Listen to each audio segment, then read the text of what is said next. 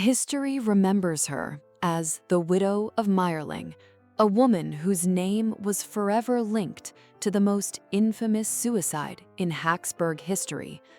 But who was really hiding behind that tragic headline?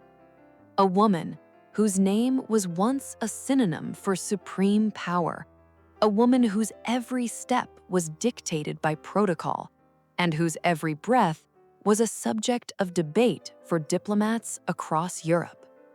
Born in a palace, raised under the scrutiny of hundreds of eyes, her entire life was a struggle to prove that beneath the weight of crowns, titles, and family jewels lay not merely a function for continuing a dynasty, but a living human being with the right to happiness. We are accustomed to seeing history in textbooks as a sequence of dates and dry facts, but the story of Stephanie of Belgium is no sterile report on dynastic marriages. It is a story of how one of the most noble women of the 19th century journeyed from a gilded cage to exile, from betrayal to self-discovery, paying a price that no other queen would have been willing to pay. This is a tale of shattered illusions, the unbearable pain of betrayal by loved ones, a medical curse that erased her future, and a final act of defiance that struck her from the official chronicles of the Viennese court forever. However, her fate was not predetermined solely at Mayerling. All the threads that tied her life into this dramatic knot stretch back to her earliest childhood, spent in the shadow of her own father's ambitions. Let us transport ourselves to a time when the princess was merely a small pawn in a grand European game, unaware of the trials history had in store for her. She was born on May 21, 1864, in the royal castle of Laeken near Brussels, and was given a baptismal name as long and heavy as the family jewels: Stephanie, Clotilde, Louise, Herminie, Marie, Charlotte. From the very beginning, this birth was not what they had hoped for at Laeken. If you think a princess's life resembled a fairy tale, the reality of the Laeken Palace would horrify you. It was a home where love was entirely absent. Her parents' marriage was a pure political transaction.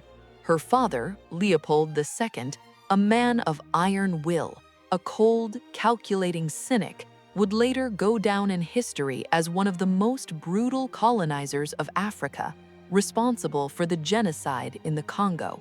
Her mother, Marie Henriette, was an Hungarian archduchess who loved horses, Romany music, and dogs far more than her own children. When Stephanie was only 4, tragedy struck the family. Her older brother Leopold, the sole heir to the throne, fell into a pond, caught a severe cold, and died. Stephanie said this was the first event ever etched into her memory. After her brother's death, their mother hardened, and her father withdrew into himself, losing interest in his remaining daughters forever. Stephanie and her sister's childhood was spent under a regime of strict, Spartan discipline. The girls were woken at 5 in the morning, winter and summer. The rooms were unheated, the food was meager and simple. For the slightest infraction or an imperfect curtsy, the princesses were punished, denied dinner, locked in dark rooms, or forced to kneel on dry peas for hours. In March 1880, Crown Prince Rudolf, the only son of Austrian Emperor Franz Joseph I and the famous Empress Elisabeth, arrived in Brussels on an official visit. The Habsburg Empire urgently needed an ally and, above all, a pure-blooded Catholic bride capable of bearing an heir. Stephanie was a perfect fit by birth. Rudolf, handsome, highly educated, but even then deeply exhausted by his double life and nervous breakdowns, proposed. Leopold II and Marie Henriette were ecstatic. Their daughter would be the future Empress of Austria-Hungary. No one asked Stephanie. The 15-year-old girl was enchanted by the brilliant prince and believed she was headed for a fairy tale. But she did not know that even when he arrived in Brussels for the engagement celebrations, he had brought one of his long-term mistresses with him. The wedding was originally planned for early 1881, but due to a severe cold and a lingering illness, the young Stephanie had to postpone the ceremony until May. Finally, on May 10, 1881, the long-awaited marriage took place in the Augustinian Church in Vienna, becoming one of the most lavish events in the history of the Austrian court. For 16-year-old Stephanie, this day was the moment she entered an entirely different world, cold, strictly regulated, and demanding. Despite the universal jubilation and the glitter of court ceremony, for the bride herself, this marriage was more a fulfillment of duty than a personal choice. The solemn vow spoken at the altar bound the young Belgian princess to Crown Prince Rudolf, but this day, meant to be the beginning of personal happiness, was in reality just the first step on a path full of disappointment and loneliness. Her mother-in-law, the famous beauty Empress Elisabeth, disliked her daughter from the first moment, despite having initially approved her candidacy. Sisi, obsessed with her appearance and thin waist, contemptuously called Stephanie a Belgian cow and a clumsy camel. She openly mocked the girl's manners and figure, turning the entire court against her. But the most terrible blow awaited Stephanie on her very wedding night. Raised in the strictest Catholic Puritanism, the princess had no idea about intimacy between a man and a woman. Rudolf, accustomed to experienced courtesans and actresses, treated his 16-year-old bride rudely and selfishly. Despite the nightmarish start, Stephanie sincerely tried to be a good wife. She understood that her only protection at the Viennese court was the birth of an heir. Moreover, in the first months, Rudolf showed her fleeting tenderness, charmed by her submissiveness. The young couple settled in Prague, far from the acerbic Sisi, and this period was what Stephanie would later call the calmest in her life. She immersed herself in learning the languages of the empire, engaged in charity work, and learned how to be a crown princess. Starting in the autumn of 1881, Stephanie began to substitute for the empress at official events. Elizabeth, burdened by court etiquette, delegated the duties of receiving monarchs and accompanying the court to trips to her daughter-in-law. Having become the official hostess of palace ceremonies, Stephanie now met delegations, entered ballrooms, and accompanied Emperor Franz Joseph at all significant receptions.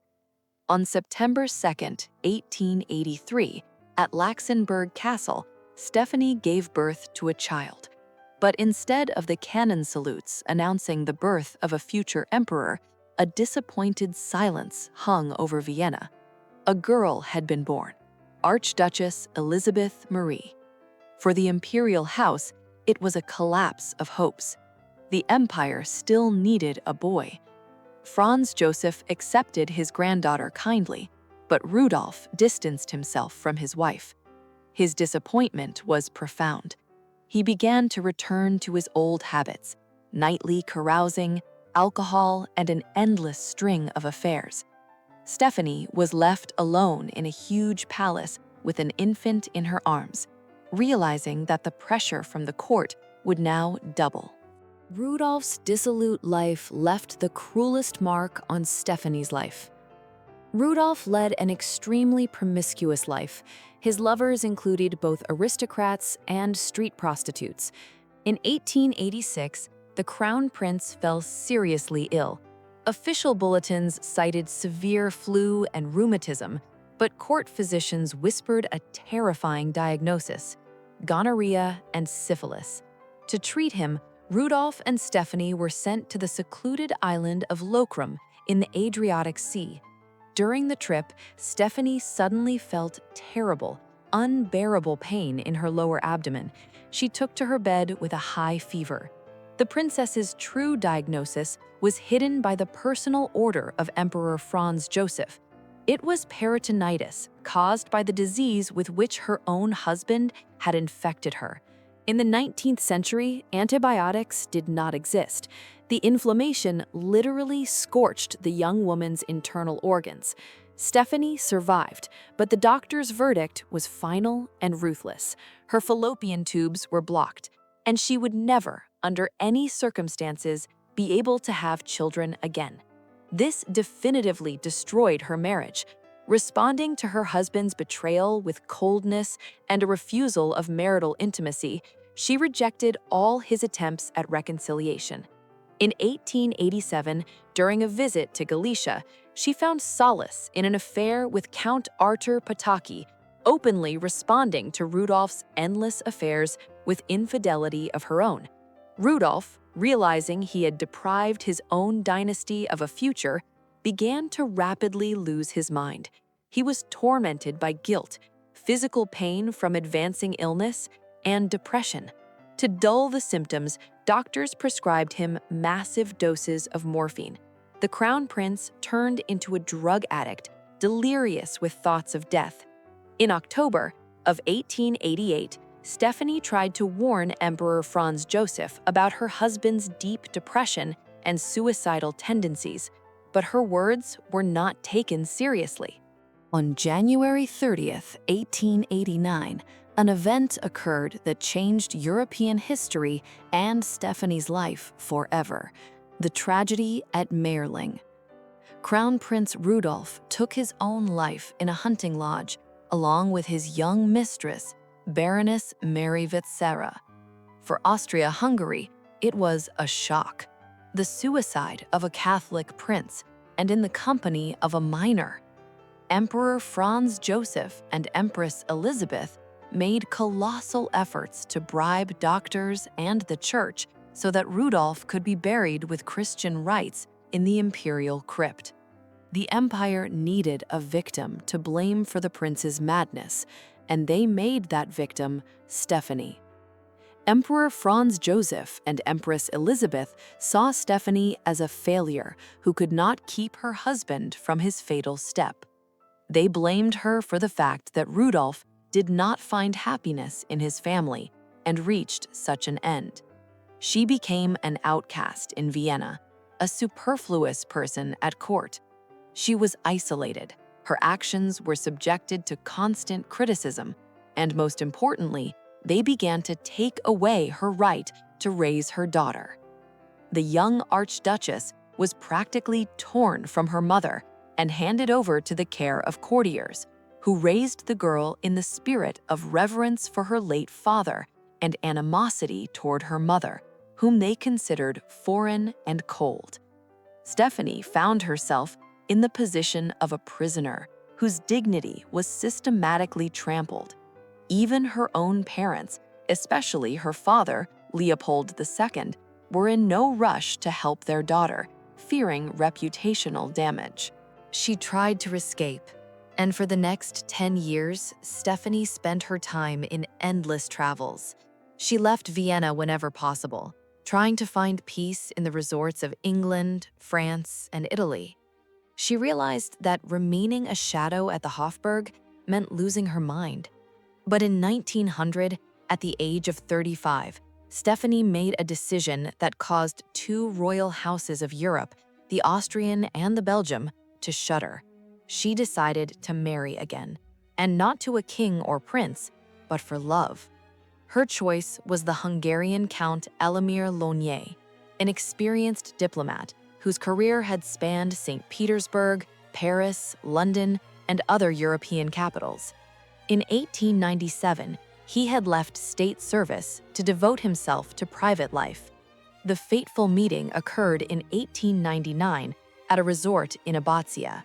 Their courtship lasted less than a year, but it was enough for Stephanie to find in him the sincerity and warmth she had never known in the Viennese palaces.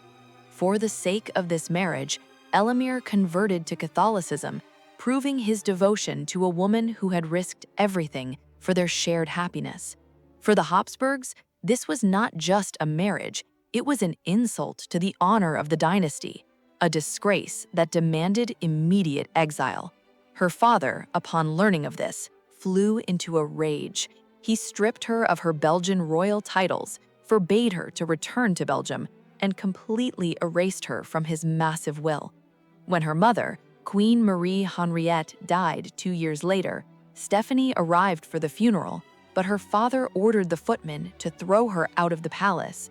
The Habsburgs stripped her of her status as Dowager Crown Princess, and, even worse, they took away her most precious possession, meaningful communication with her only daughter, who remained in Vienna under her grandfather's care. Count Elimir Launier was not a rich man by royal standards, but he possessed something Stephanie had never seen in the men of her own family: nobility, tenderness, and sincere respect. He loved her, not as an incubator for heirs, but as a woman. Their wedding took place on March 22, 1900, in Miramar, and contrary to all the curses of her crowned relatives, this marriage proved to be incredibly happy. They lived together for 45 years, 45 years of absolute harmony, tranquility, and devotion. The couple settled in the beautiful Orosvar Castle, now Rusovec in Slovakia. Stephanie was finally able to realize her potential. She turned the estate into a blooming paradise. She planted vast gardens, became an avid gardener, and designed the parks herself. The castle became a cultural hub where artists, musicians, and writers gathered. Stephanie painted, danced, and directed the creation of a multi-volume historical work on the history of Austria-Hungary, a project Rudolf had once abandoned.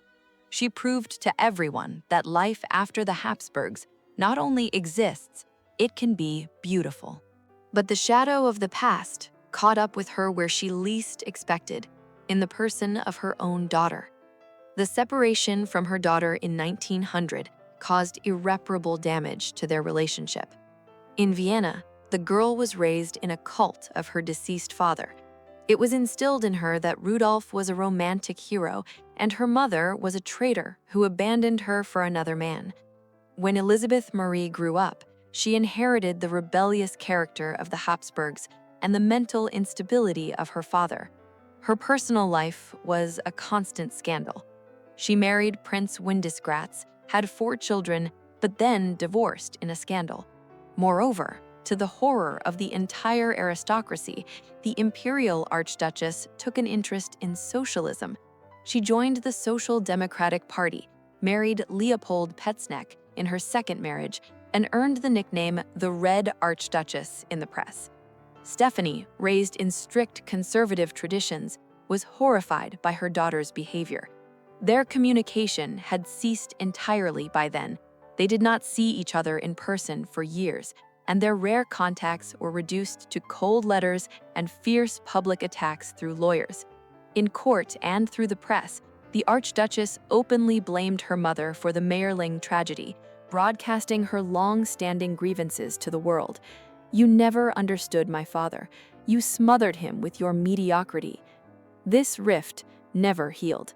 In 1934, against the backdrop of a high-profile legal scandal over the publication of memoirs, Stephanie made a final, difficult decision. She completely disinherited her only daughter. All her remaining property, personal archives, and unique diaries were bequeathed not to her own blood, but to the Benedictine order of monks. Her daughter responded in kind. She did not attend her mother's funeral. But let us return a few years. The beginning of the First World War became a severe test for Stephanie. Finding herself at the epicenter of the struggle between two worlds, the country of her birth and the country of her marriage, she found herself in diplomatic isolation. However, this did not force her to withdraw into herself. On the contrary, the war years became a period of her greatest social activity. Stephanie dedicated all her time to humanitarian missions, making the castle a place of salvation for hundreds in need. The princess and her husband, Count Elimir Launier, turned their estate into a fully equipped hospital. Stephanie took charge of the logistics. She organized food supplies, monitored the sanitary conditions of the premises, and communicated with the wounded, trying to alleviate their suffering with moral support. Her work with the Red Cross did not go unnoticed. She became one of the most respected figures in the region, whose authority rested not on imperial regalia, but on real actions. During this period, Stephanie finally established herself as an independent individual, ready to take responsibility for those who were by her side during the darkest time in European history. After the crushing end of the First World War, Stephanie's life finally found that poignant, profound tranquility she had dreamed of for decades. It was during these peaceful decades that Stephanie decided on a desperate and courageous step to lift the veil of mystery over her tragic youth. In 1935, she published her candid memoirs.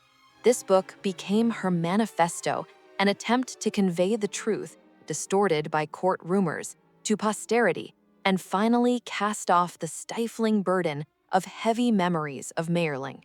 However, the history of the 20th century was not going to grant her a peaceful and serene ending.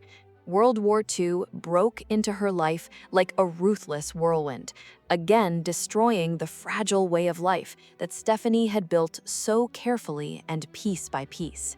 On April 2, 1945, under the roar of cannon fire and the onslaught of the advancing Red Army, the elderly Stephanie, along with her faithful, constant husband Elmer, was forced to leave Orisvar forever.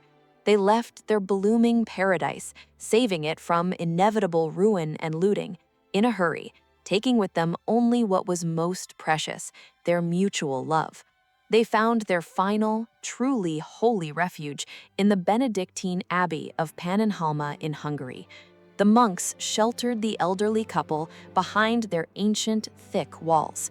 There, in the strict and majestic silence of the monastery cells, infinitely far from the false glitter of the imperial halls of the Habsburg and bloody political dramas, Stephanie's earthly journey ended on August 23, 1945.